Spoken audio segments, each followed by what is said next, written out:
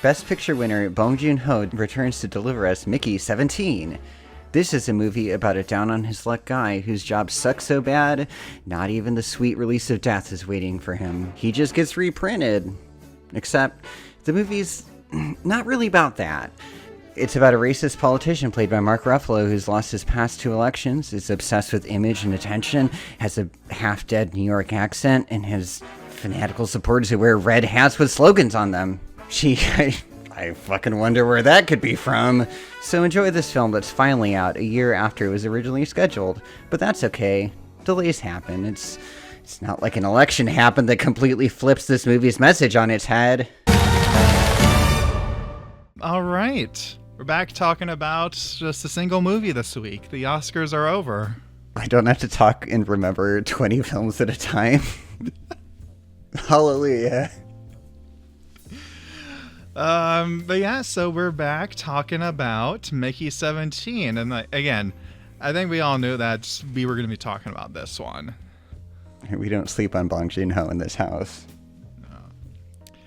No. But yeah, so this movie, it finally came out. It finally came out because remember this was supposed to come out a year ago. Well, and then they were playing crazy games with even when it was being released now. Like, I think this is like the, 5th reassignment of release date. I think it was going to be later in like April, and then they pushed it ahead, and then they pushed it back, and they pushed it forward again. So it got reprinted so many times. Yeah, but finally came out, and we can talk about. So kind of get just some overall thoughts. I really enjoyed this movie, but you? I wanted to like it, and I would describe myself as being annoyed by it, I will say. And I think I can really see where you're coming from, and I think we were talking, thinking, oh, where that annoyance came from, and we will get to that. But yeah, I think that this just had enough entertaining stuff in it and interesting ideas that I enjoyed it, but there is a problem, and we've kind of already alluded to it. But well, first of all, let's get into just do like a basic synopsis first, so that the folks listening to us can get an idea of where everything is kind of situated with this movie if they haven't seen it yet. Sure. So, the movie follows Mickey Barnes, who got caught up with some loan sharks on Earth, along with his friend Timo. To escape, the pair of them got on board a colony ship heading outside the solar system, and the ship is run by failed politician Kenneth Marshall. We will get to him. Timo ends up becoming a pilot. Mickey's stuck as an expendable. It's a controversial program where a person can be reprinted every time they die. One day, though, he comes back from a mission where everyone assumed he died and finds he has a duplicate. This is even more controversial, so he has to hide it while grappling with the implications for himself. So do you want to start with like some positives? Maybe we can start things in the movie that did work for you, worked for me, that kind of a thing. Sure. I want to front all of this by saying that, first and foremost, I think it's a well-made movie on a technical level. Bong Joon-Ho is an interesting filmmaker, even in his weaker films, and this is no exception. But it just, I don't know, it doesn't fully deliver on me for me. But I think the title character is really engaging. I love Robert Pattinson's completely bug-nuts wild decisions as far as his physicality go, and his I don't know what his accent's supposed to be, but it's great. I have to say, I really am, because while we see different iterations of Mickey over the course of the movie, we focus on Mickey 17, the titular character, and Mickey 18. And there's parts of the movie where they do get labeled for people to tell them apart, and for us to tell them apart.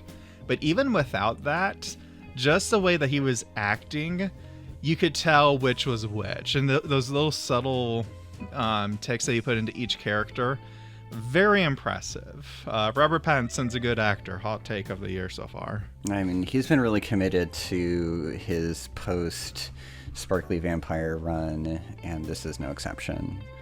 And I would say that, like, there are highlights in the cast elsewhere. I also really enjoy like Stephen Yeun's character Timo. He's a good heel. Like, he plays skeevy in a different way to like Mark Ruffalo, for example, but like he just feels so just back on his heels and gross. It's really interesting. Yeah, because the way that we see his character, he kind of seems like the kind of guy where he's kind of very self-pitying, where he's like, oh, I don't want to do this, I'm so sorry. And it's just like, dude, you just don't have a spine.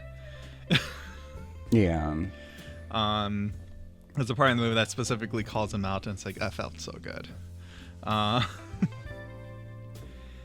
And I do like whenever the movie kind of grapples with the idea of what does it mean to have a person who can be reprinted and so they can't die, and what that does to the people around them, what that does to the person itself. Whenever the movie was exploring those ideas, I was like, this is really interesting. Mm-hmm.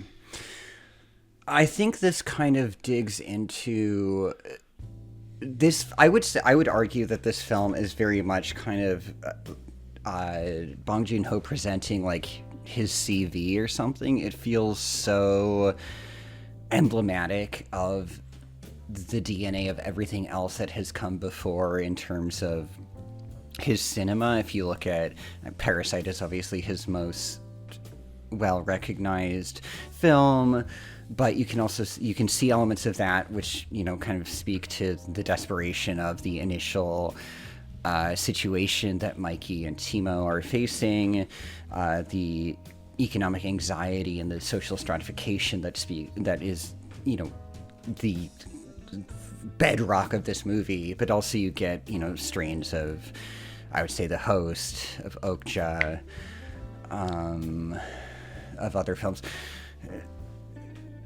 you know, and that's kind of also where, for me at least, this starts to kind of be like a scab that the movie is picking at for the entire rest of its runtime. There's so much promise here, but does it deliver on it entirely? I don't really know. Right. I feel like, because the movie does start to get distracted from that premise there. And whereas in other films that he's done, where he's able to pivot from one thing to another in a way that's really interesting, like really compelling. Yeah. I feel like the pivot here wasn't quite as graceful, to be sure. And it doesn't have to be really subtle, and God knows Bong Joon-Ho is not a subtle filmmaker. Why do you think I love him so much? I grossly park him into like two camps, being like interesting Bong Joon-Ho and then like okay Bong Joon-Ho, and this is vehemently in that camp along with like Okja.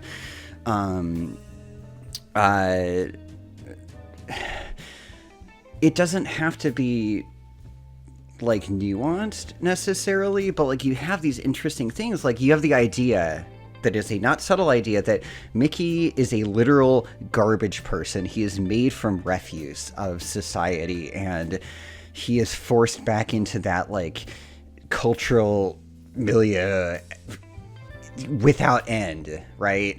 And this post end stage capitalism dystopia that is, and then it kind of just vanishes. Like, I don't know, like, you know, if you're going to say something, and if you're going to grab my like lapels or collar or whatever and scream in my face for 2.25 hours, like, I don't know. It needs to kind of deliver on that, and it sets up a premise, but then kind of it starts to fall away. Yeah, because like, there's so many interesting ideas. There's an anecdote that's recounted in the movie that's kind of totally separate from the story, of back on Earth, there was a guy who made 2 copies of himself so he could commit murder and have an alibi. Right. And it's kind of like, were they, should they be treated as accomplices in a conspiracy, or are they legally the exact same person? Like, how do you begin to grapple with something that was never meant to happen, basically? Right. How do you handle the moral situation here? And going off of your point about how Mickey is reconstituted from the bio waste of the ship, and what's interesting is that he starts to internalize that.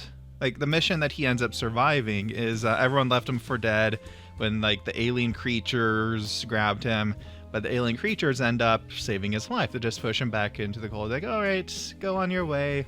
We saved you. And his thought isn't that, oh, they saved me. He can only think, what, am I not even good enough to eat? I'm not rotten or anything. Like, that's the only way he can think of himself as. Right, because kind of from the onset of this mission, he signs on as an expendable. Everyone seems kind of perplexed as to why he would, even if leaving Earth is kind of the ideal, as is like what everyone wants to do at this point, and go to Niflheim on this mission, still becoming an expendable is strange to them, and he becomes on this trip from the outset kind of the punching bag of the operation. He's abused from outset. How can we find out things by sending this meat bag out into outer space to get exposed to radiation? How can we use him as a human guinea pig for determining the necessary vaccines needed to survive the atmosphere and environment of this new planet? Like, he's gleefully abused, and that internalizes, that's internalized into his psyche, as you're saying. Yeah, and I think one of the parts that was very interesting was because and this is one of the things where it's like, oh, that's classic Bong Joon-Ho. There's very early on, he's outside in the ship, like, hey, move your arms around, let's see what happens. And then his hand gets taken off by a piece of space debris, and you just see it floating past a window where one of the officers is eating nearby. The guy doesn't even, look at it. Right. Doesn't even notice it. And I was like, that's exactly the kind of, that's the kind of shot. I'm like, yeah, that's Bong Joon-Ho right there. I mean, I would more argue that the amount of blunt force head trauma that happens in this film is more Bong Joon-Ho. Like, that hand has an affinity for that. But point taken. I think another thing that's interesting is that, as they go on, they get to the planet, and the first encounter with the aliens, there's another member of the team that dies. Yes. And a running thing through the movie is that people always ask Mickey, and kind of like this lurid fascination, like, what is it like to die over and over? Like, that must be so weird. And he's kind of like, oh, what, fuck off, you guys. But someone who was, I think it was it her girlfriend of the person who died on the planet? Yeah, it was. And she asks and she sits down and she's like, I know that you get asked this a lot, I'm sorry, but what happens when you die? And he actually gives her an answer there. And I thought it was interesting the way that people approach it, because it's, you have people coming to him again with this curiosity that's more akin to so people looking at a terrible car accident. Whereas with this one, she's trying to find, I don't know, something more, I guess, relatable, or something that she would actually need to help emotionally cope with what has happened. Right, which is yeah. Sorry. No, go ahead. No, I'm going to go off on a rant, so just finish your point. I was just gonna say, I like that distinction there. I thought that was an interesting way to look at different approaches to the idea. Now, your rant. Go ahead. Anyway, to be continued. It is interesting. Like, I do like that. You know, the whole, like, how does it feel like to die kind of starts to feel like the, like, sort of like, you know, but where are you really from kind of question when, you know, someone get asked and it's really not okay and right. and awkward. But like what you're talking to, it's a really interesting character beat that's just not delivered fully. Like the idea of, okay, she is trying to cope with her partner's loss and trying to contextualize that. And I have this person who can maybe give me a little bit of closure, and he really can't, is the ultimate answer, which I think is interesting. But like, it's not fully baked. It's kind of half printed or something, if we're going to analogize to this movie. There's so much weirdness to the characters. You have Mickey, right? And he becomes infatuated with Nasha, is that her name? The kind of the cop lady? Nasha, yes. Yes. Okay. And then I don't remember any of the fucking characters' names aside from Mickey, because that's, you know, what we're going with. But the woman you're speaking about, there's just like, they're incomplete, and they're kind of, I don't really know how they're supposed to be used in the film. She's meant to like have this quiet character moment with Mickey, and she's sort of starting to gravitate towards like being a potential, like, you know, partner to him or whatever. The handling of her with her girlfriend feels very Disney to me, in the sense of like, oh, here's this kind of queer character, and it's not like fully like, okay, we'll be able to cut this out of the China cut or whatever, but like, it's weird in its handling. And then it's just like, she then almost immediately after this moment proceeds to basically like sexually assault him. And then you have Nasha, and I don't know, like, there's so much strangeness with the characterization, and it's never fully delivered upon. They vacillate wildly from like sympathetic to being profoundly odd, and it's just, I can't respond to any of it. Yeah, I definitely go with me, because after this moment here, like, you know, they have, like you're saying, this kind of, what do you call it, love triangle, love square thing for, I mean, there's a like love 10 triangle, minutes. which could be fun, but it's yeah, it's like, and it kind of gets pushed aside, because I think we have to get to it now. The movie is dominated by Kenneth Marshall, Mark Ruffalo, character of Kenneth Marshall, aka it's fucking Donald Trump. Yep, it's... Someone told me it's also based on South Korea's president, President Yeun, who tried to do the coup d'etat last year and then horrifically failed at it.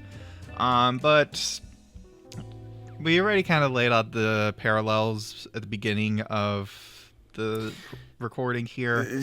Well, and you know, at least the fucking MPs in Korea like try to storm the Capitol after an attempted martial law declaration, rather than just holding up fucking little signs that say this isn't normal and censure one of their own. But that's fine. It's all right. We're doing fine. Thanks for asking. The parallels are uncanny beyond the pale of what this production ever could have apparently, you know, expected, up to and including an attempted assassination that grazed the head of the dear leader. Yeah, like that is so crazy to me to think of, like, when I remember that this was done before that happened, I was like, oh my god. That was wild. But I think that it is disappointing to me that a significant portion of this movie is dedicated to this kind of skewering, because it feels very, very simplistic, I would say. It's lazy satire. Yeah, like when I think of the best of Bong Joon-ho's work, it speaks to something broad. Snowpiercer. I made a whole video about that on my channel. It's about a need to tear down oppressive systems rather than just replacing who's at the top. That's pretty universal. Sure. Parasite. It's about class and social roles and how people can easily act cruel in new places in society. I mean, what hasn't been said about Parasite, right? Sure. Yeah, even like The Host is more specific, but it's about American imperialism, how South Korea is treated as a junior unequal partner, and that's been an issue for decades. Mickey 17 got delayed a single year and it already feels aged. Yeah, I would argue that Bong Joon-ho's best film and his best political statement is Memories of Murder, which came out in I think 2003 or 4. I don't know if you've seen that one. I haven't seen that one. Okay, I need to watch more of his stuff. It's really good. I think that's it's about the investigation of a series of murders by a serial killer who had at the time who was he escaped justice, essentially. He's been apprehended since. It's one of those situations where he's been officially tried for fewer murders than he should have been, but it's a thing. What makes that movie powerful is it's about frustration rather than just punching down, I guess. You have the Song Kang-ho, who was in Parasite and is a real kind of paragon of South Korean acting. He's like a police investigator who is completely inept, and his inability to pursue leads in a a reasonable fashion leads to the destruction of this case. And the film is really well done, but again, it's more about pointing at something and saying there are so many ways we could do this better and so many things that could be done more justly. The system is fucked up, rather than this kind of Mickey 17 at some levels feels kind of smarmy to me and kind of sanctimonious and well, we know better than this, right? We're all going to vote for Kamala. Yeah, it's that is we can't use this plot beat anymore. It's spoilers, I guess we're going to talk about spoilers from this point onwards. So in the climax of the movie, Marshall goes full mask off of this cruelty, and it's secretly recorded by the soldiers there, and that is the catalyst for people to start turning on him. And we can't... Where did that come from? What? This plot device can't be used anymore, because in real life it apparently doesn't fucking work. No. Or at least it doesn't work on Americans. I'm doing fine. Thanks for asking. And again, it's just... It got delayed 1 year, and it came out already feeling aged. I don't think this movie would have been good in 2023, to be entirely honest. It's obvious. It's something that would have been dated in 2018. I don't know. Yeah, I think just at this point, because it's what? It's been 9 years since 2016. Jesus Christ. It's kind of we get it. Orange Man is bad. And the thing that gets me, I was looking at, apparently this is actually an addition to the movie from the book. In the book, Marshall is he's a bit of a hard nose, but he's still a competent leader. So that was something that was specifically changed when it got translated into film. I mean, did you have to know, based on all of the mannerisms that you made me read off in the synopsis, and I would further add the pursing of the lips that he does, the kind of oh my god, he does the little dance, my front teeth sort of thing. I love Mark Ruffalo is fully in his scumbag era of character actor choices between this and Poor Things, and I think he's better served by Poor Things, but it's a little, it's a little easy. Yeah, like Ruffalo, like he still does a good job with. Again, the choice is still exasperating, but he does a good job at getting there. Yeah, I mean, about the subtlest element of the satire here, if I had to say, it would be like Toni Collette doesn't have a Russian accent. She's, pulling all the strings here. I think if I had to drill down to the core of it all, and I have to broach the thing that I know that you love the most and that I also love the most, but when we get to the aliens of it all. Aliens. The aliens. Do you want to speak to the aliens?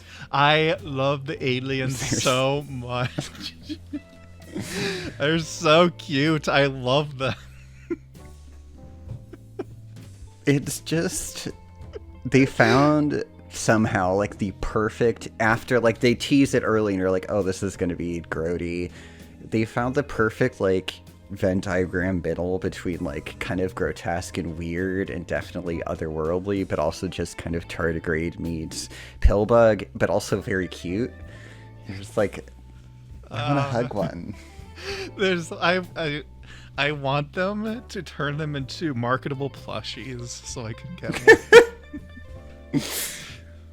Come on, Warner Brothers. I know you're like, David Zaslav, you guys need money, right? Just get on this.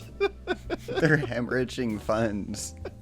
The stock market's failing. Why not just buoy it? No more 401ks. We get plushy creepers. It's fine. But no, yeah, I see a cool little alien design, and I'm a simple man to please. Let's be real. We're here for it, and that is the nadir and the crux of what I hate about this movie. Oh no! This is literally just Starship Troopers meets Nausicaa of the Valley of the Wind. You have a scene, it's so bombastic in the things build toward, you have two baby adorable alien Niflheimers, whatever. One gets blown apart in a scene that is almost shot for shot just something out of the Paul Verhoeven film, and then the other is used as bait for the rest of this, and very much informs the kind of the Ohm type plot of the back third of the film. But it's just, I've kind of realized recently that there's, with exceptions, I tend to prefer, if a film is going to be kind of heavy or whatever, and this isn't necessarily heavy, it's satirical, but a little weak sauce at that, I prefer a film being cruel over it being mean, with exception. And I think this film is mean, and that's just kind of annoying. What would be the distinction there? Yeah, I think cruelty is I think it's about catharsis ultimately. And a film that could be cruel, I think heavy, Lars von Trier, or Come and See. Oh boy. Zone of Interest, I think, would be a recent example, or something like that, where it's really just difficult to experience, but it's necessary to watch. It's a part of the human experience. Whereas a mean film, there are exceptions. I think a good mean film would be Bottoms, which we both adore. If I'm going to put words in your mouth, I do. I would say A Christmas Story, that shitty quote unquote comedy where the kid puts his tongue on the telephone pole or whatever, and there's the gross Santa and all that, and the canon of 80s comedies that's just maladjusted boomers that want to make up for their inadequacies or something. Like, it's bully filming, and this kind of feels more in that grain at points. And that I just don't respond to because I'm not, like, interested in pointless, like, kind of just pushing my nose into something. And that kind of, like, when it gets to the point where everyone's, like, in the room together, you're in, like, what would be the, like, Doctor Strangelove situation room, and, like, they've got the little, like, baby on the hook over the doom pit, and, like, Toni Collette screaming, and Naomi Ackie screaming, and everyone's screaming. It's just, like, okay, like, to what end? Like, just please shut the fuck up.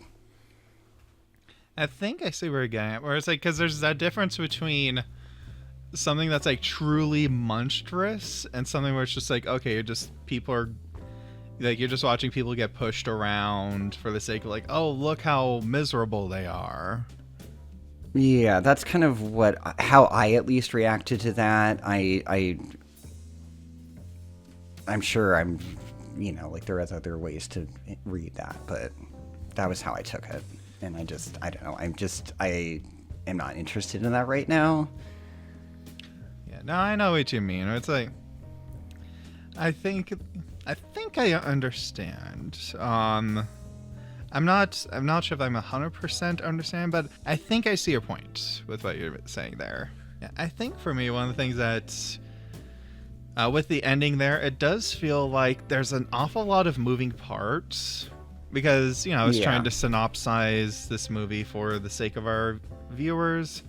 And I realized that I was having to explain a lot for the conclusion to make sense. Mickey 18 tries to assassinate Marshall. And then both Mickey's and Nash are being held in jail.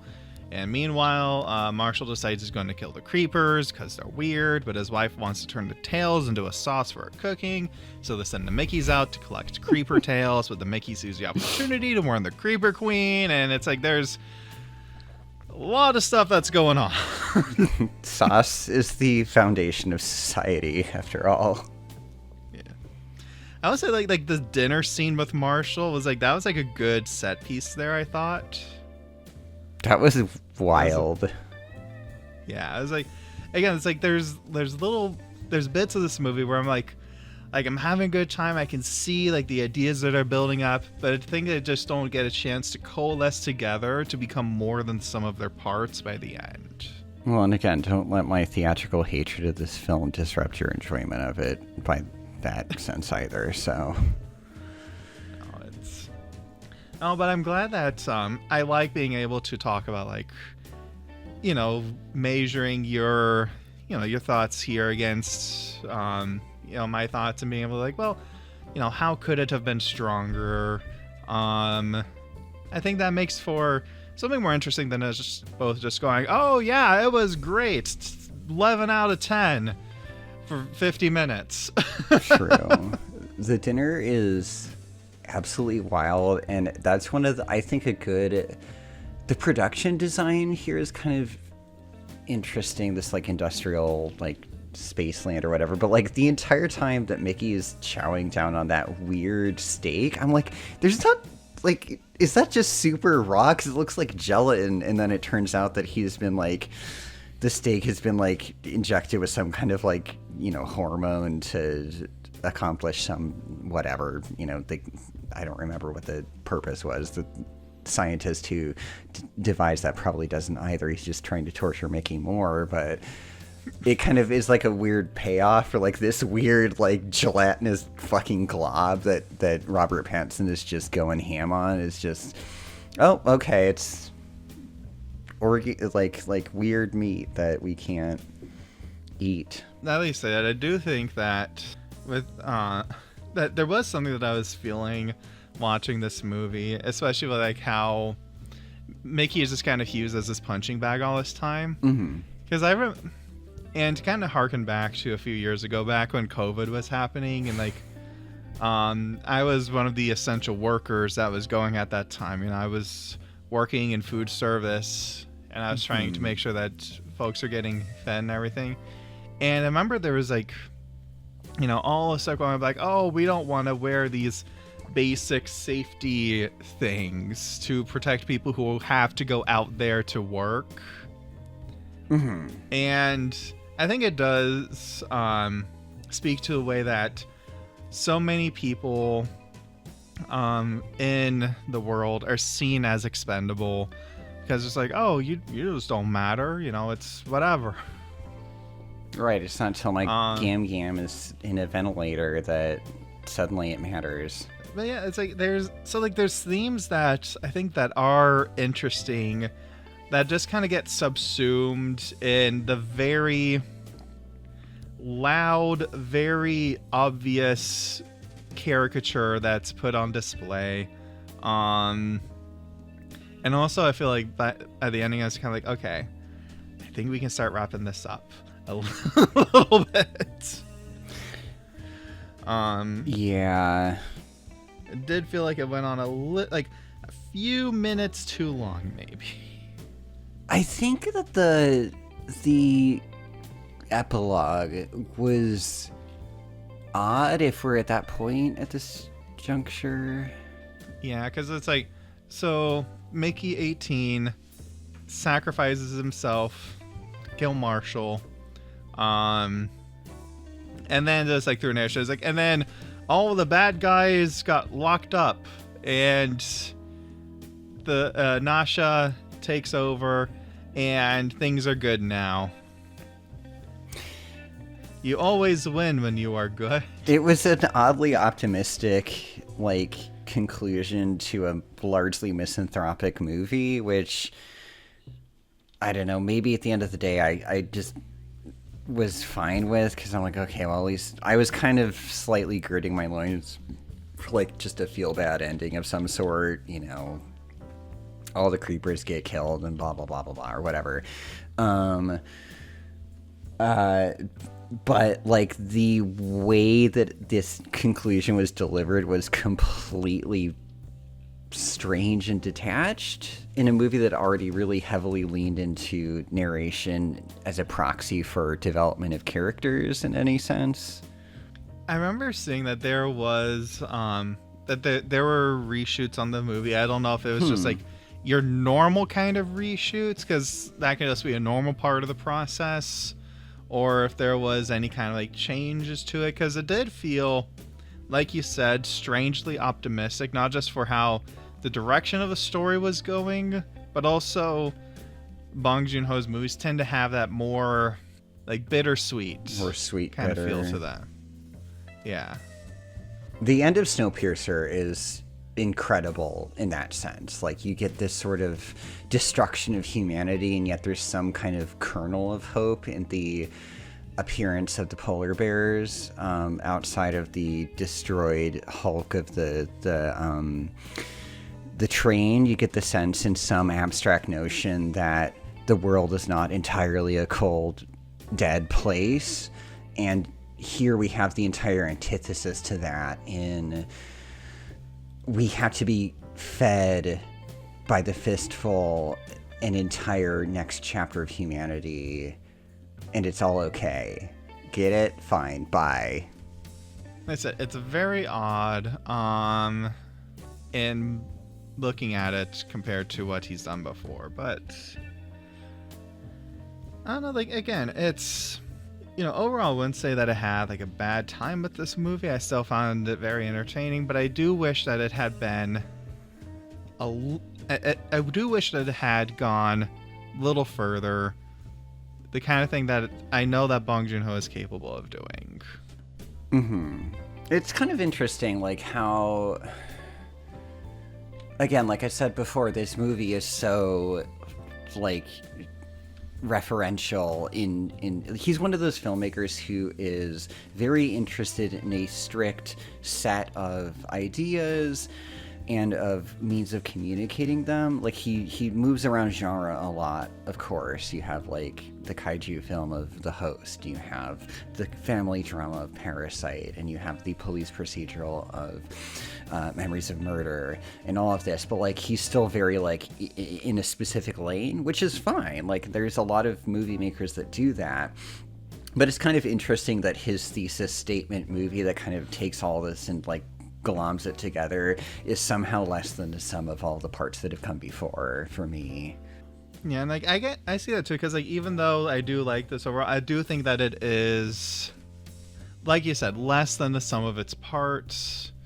I think that one of the things that is telling is I feel like I'm already kind of running out of like things to say about it. Whereas with other stuff that he's done, I feel like I could go in and talk about little parts of it for so much longer. You get a banger of a Pattinson performance. That's something to go off. Like one like design that I thought was interesting was Marshall is like, so Nasha like tells him off. He's like, oh, you're horrible, you're terrible.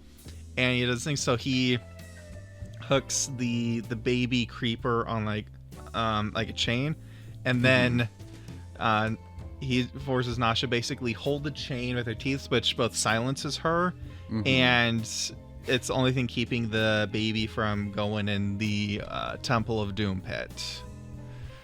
And I thought that was like an interesting design, because it's kind of like showing like, oh, if you try to speak out again, you're only going to kill the thing that you're trying to protect.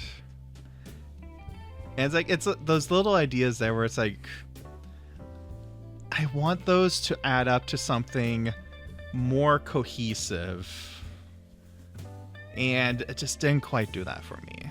She's also really good at gritted teeth talking, so it slightly undercuts, but that's fine. It's being petty. I will say that I adore the design of the creepers, as they're called, but I could not get it out of my head that the mama creeper, the like sort of hive mind, if that's what it is, like head of it all, she looks like the ghost girl in Ringu. Every time they had a close-up of like the eye with like the hair, it's oh my almost God, the exact right. same framing, and I just can't.